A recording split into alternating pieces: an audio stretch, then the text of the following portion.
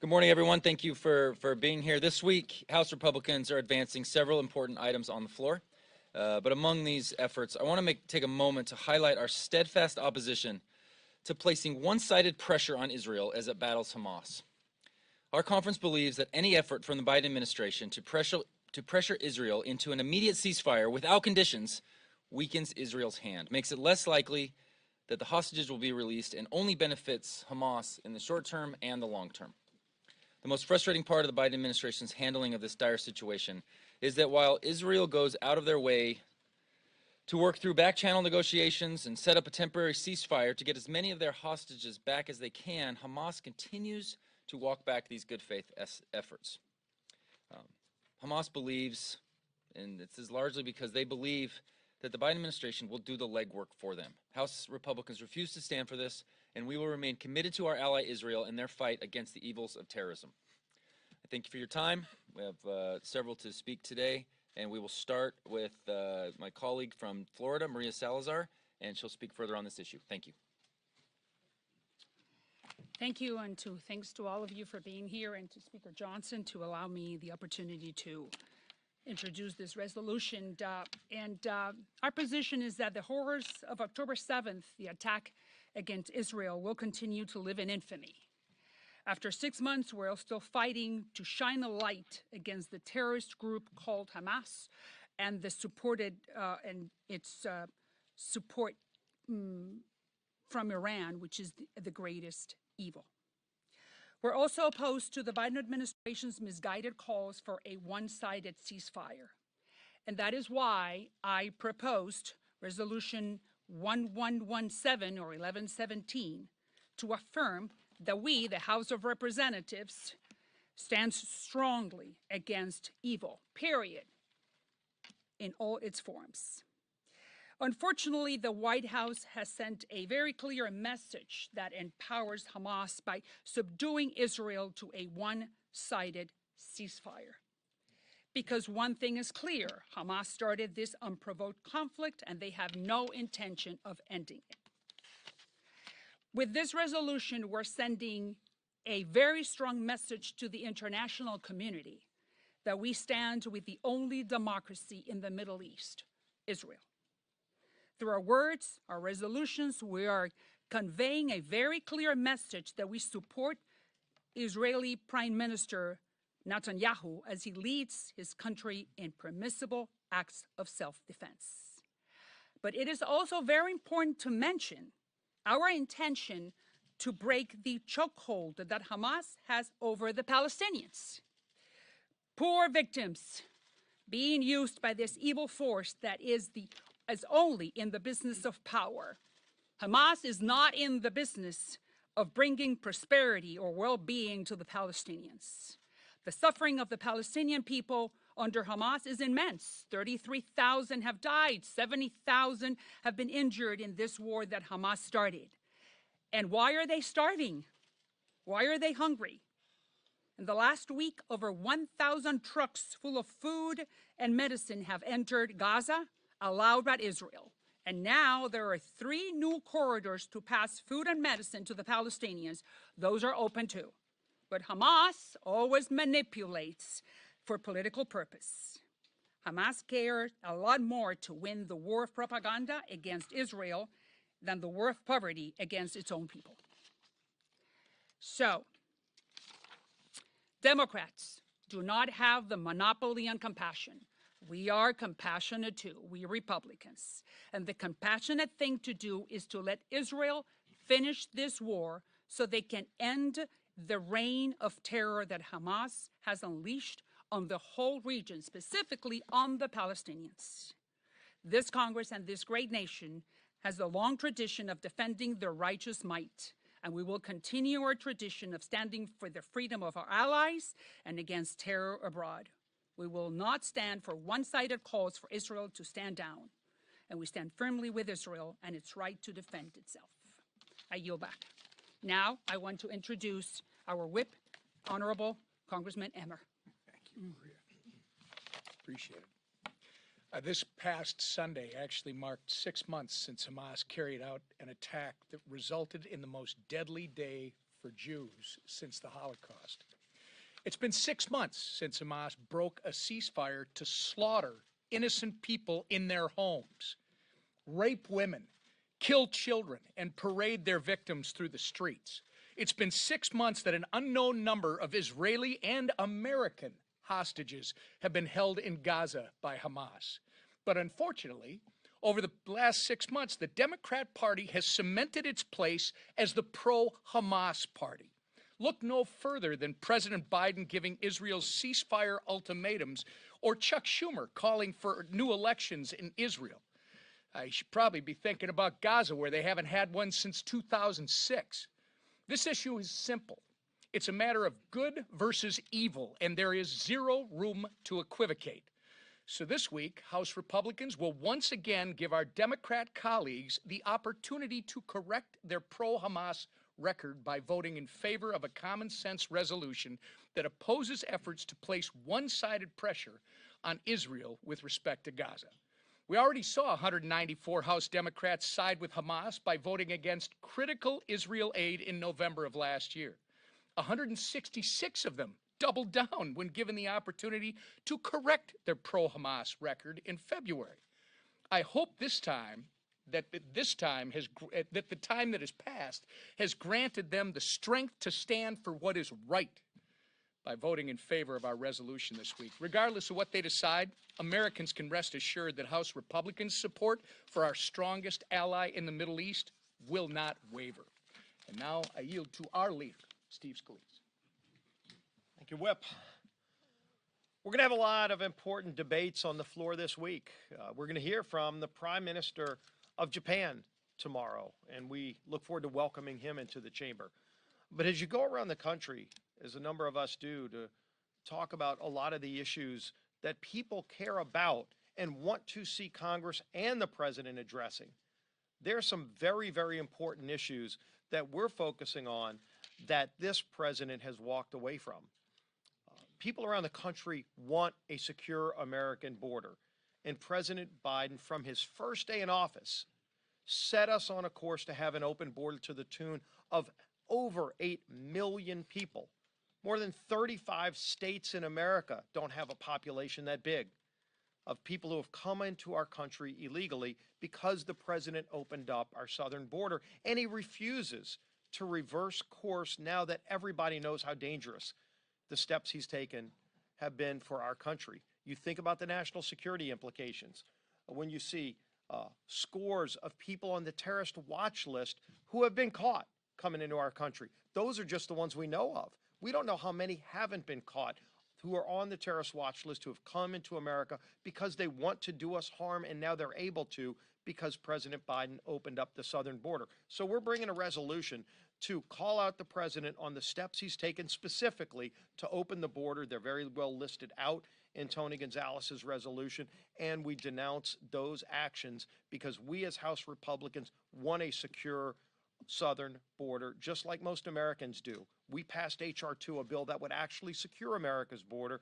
President Biden opposed that bill because he doesn't want to secure the border. Speaker Johnson, time and time again, has tried to engage President Biden in an actual discussion about how we can work together to secure the border, and President Biden won't even meet with the Speaker to talk about those specific actions because President Biden doesn't want a secure border. There's something else that President Biden has changed his tune on, and you go back over the years, but especially in these last few months, President Biden has walked away from the strong relationship we have with Israel. You saw Majority Leader Schumer's comments calling for the Prime Minister of Israel to be replaced during a time of war.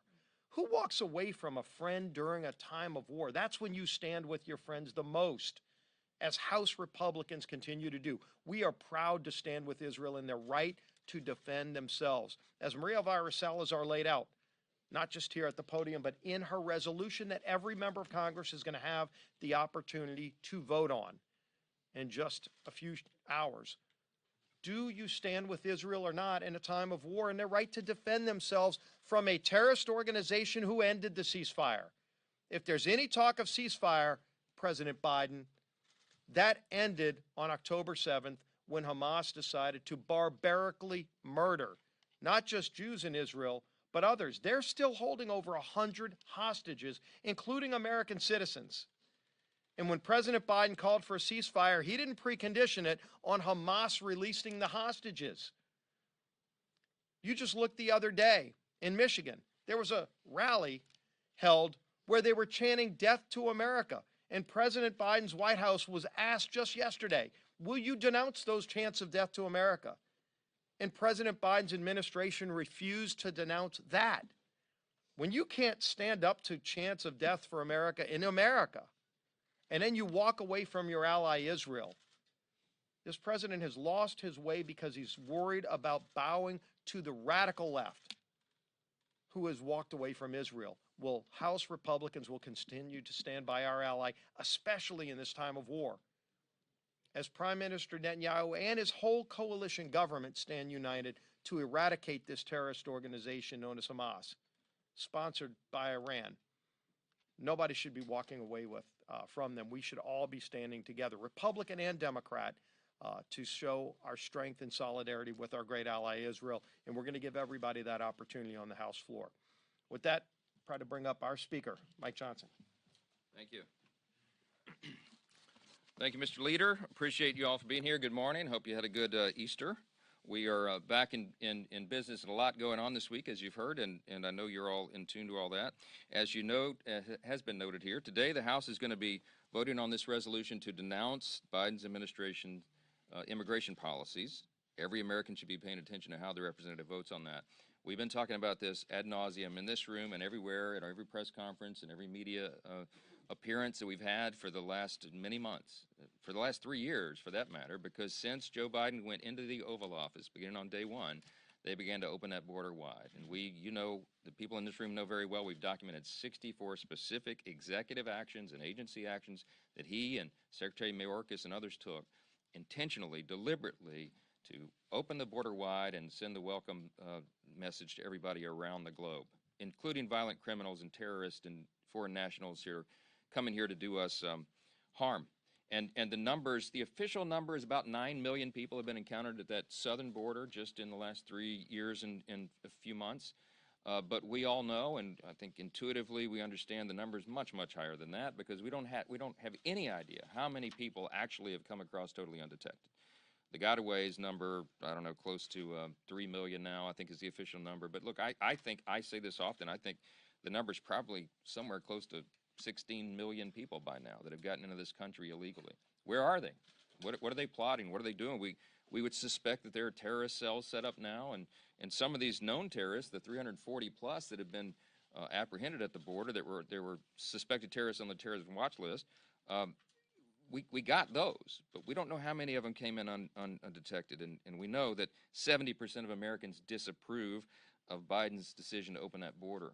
That's the official number again, but I think anecdotally, I've been out, I think I've been in 23 states now the last few months on the campaign trail and doing events around the country. I'm telling you, the sentiment out there is almost universal, that people know that this is a disastrous situation. It's a catastrophe that was caused by intentional policy choices. It also means, conversely, that policy choices can get us out of this, and that's why this election cycle is so important. But that's another subject for another day. This is an opportunity for Democrats today to distance themselves from Joe Biden's broken border. And if they stand with him, it'll be yet another sign to the American people that Democrats don't want border security. Good luck with that argument. With regard to Israel, it's not just the border, it's Democrats are weak on Israel as well, and it's their support for Israel. And it's rather stunning to us that there's this dramatic shift. Hamas is holding more than 130 hostages, as you know, including Americans, and these people are languishing at the hands of barbaric terrorists, and Joe Biden is, meanwhile, giving ultimatums to Israel, not Hamas. And shamefully, since October 7th, Joe Biden has transformed into an anti-Israel president. There's really no other way to characterize it. He's more concerned, seemingly, with placating the anti-Semitism in his base than standing with our historic and vitally important ally. And it's not just the White House. No one has forgotten, of course, that Chuck Schumer did the unthinkable by opining on and meddling in Israel's elected leadership. I mean, it's just, these are unthinkable developments, and it's shocking to us, but it continues. Just days ago, over 50 House Democrats called for Biden to withhold arms transfers to Israel. It's wrong, and it's dangerous, and it shows that Democrats are losing their moral clarity on the issue. This week, we'll be reauthorizing FISA, and we're going to do a big reform on the intelligence program. We're enacting sweeping changes, over 50 reforms, 56 to be exact, to the program that are in the base text that will stop the abuse of politicized FBI queries and prevent another Russia hoax debacle, among many other important reforms. No more Steele dossiers, no more of the intelligence community relying on fake news reports to order a FISA order, no more collusion. These changes will make sure that that doesn't happen. And Congress is stepping in because the FBI has frankly failed to adequately police its own agents, and the agency is in need of dramatic culture change. This is an important first step in that. And the real culture change will come, we know, after the election cycle when Republicans are in charge again in the White House and the Senate and the House, and we'll be able to really do the dramatic reforms that are necessary.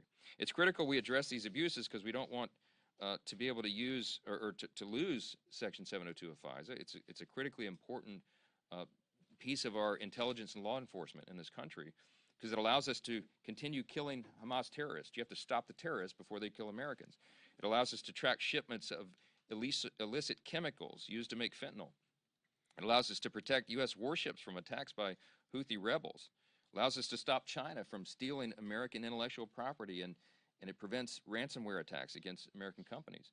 That's all the things that are empowered and allowed by this set of laws, this statute, and we can't allow that to expire or lapse. Our bill provides that, and for all these things, and our colleagues, I think, will support it. We can protect the Fourth Amendment rights of Americans, clearly, and we can protect them in their person as well. We have to strike the balance. Government always does. You have to protect, jealously guard the fundamental liberty of the American people, which I made a career doing before I came to Congress as a religious liberty defense lawyer and a constitutional defense lawyer in the courts. So you protect the liberty, but at the same time, you got to protect their security. And we can't allow a critical tool like this to just expire and go out of use. So we think the House will take the right steps. And with that, we'll yield to a few questions. Good morning, thank you. You're meeting later this morning with Marjorie Taylor Greene. What is your message to her? And previously, she had said that she would move to vacate the chair if you put a Ukraine aid bill on the floor. We haven't seen hide nor hair of that bill yet. Is that part of this conversation? Well, on the supplemental, the House members are continuing to actively discuss our options on a path forward. There are a lot of different ideas on that, as you know.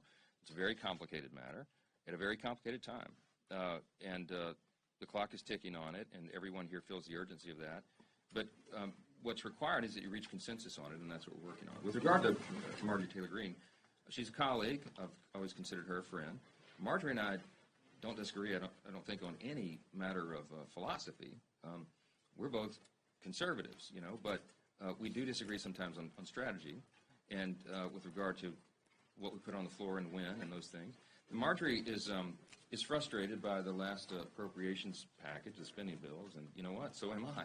I mean, here's the reality that we have to remind everybody, and you all know in the room because you're here every day, but some people back home don't realize, we have the smallest majority in U.S. history. We've got a one-vote margin right now.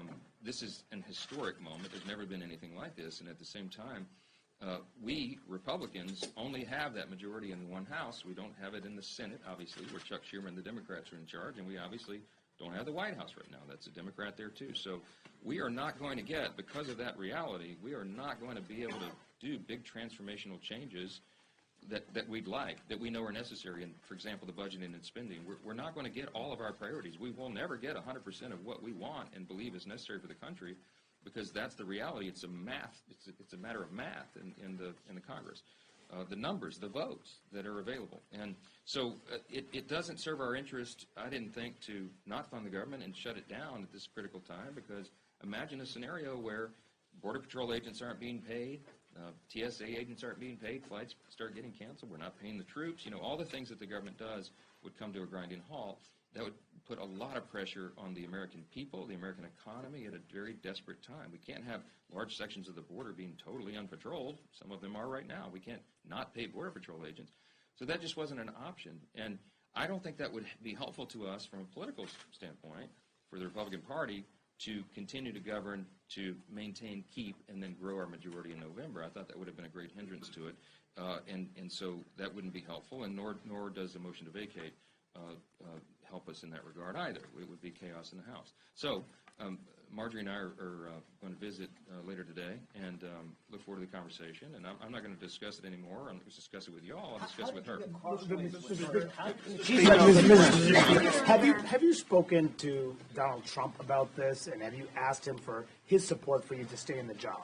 I'm not going to comment on private conversations with President Trump. I talk to him frequently, but I'm not going to comment on that here. I don't talk about private conversations. Thank you, Mr. Speaker.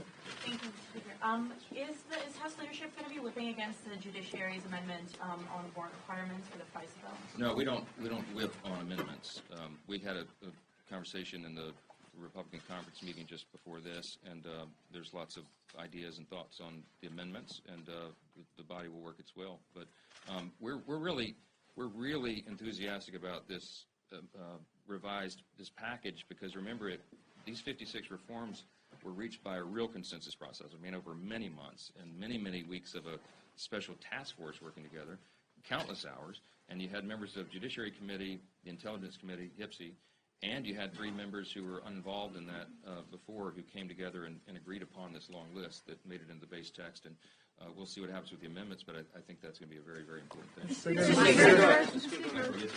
What's your reaction to former President Trump's comments saying instead of reauthorizing FISA to kill FISA? Well, I look forward to talking with him about it. I mean, here's the thing about FISA. He's not wrong, of course. They abused FISA. The whole Carter Page investigation, that whole fiasco, was built on a false premise, as we know, the fake Russian dossier and all the other things. But these reforms would actually kill the abuses that allowed President Trump's campaign to be spied on. And they're massive new, for example, criminal and civil penalties for using opposition research or for leaking FISA applications or illegal spying. If an FBI agent or an attorney is involved in something like that, under these reforms and this reform package, they could get 10 years of jail time. 10 years of jail time if they commit those abuses again. I mean, that's real teeth. And there's a number of other reforms and measures in there. President Trump used the intel from this program to kill terrorists, and we have to kill the abuses so that we can do both of those things and continue. And that's what this bill does. So, thank you all for being here this morning, and stay tuned for more developments. Thank you.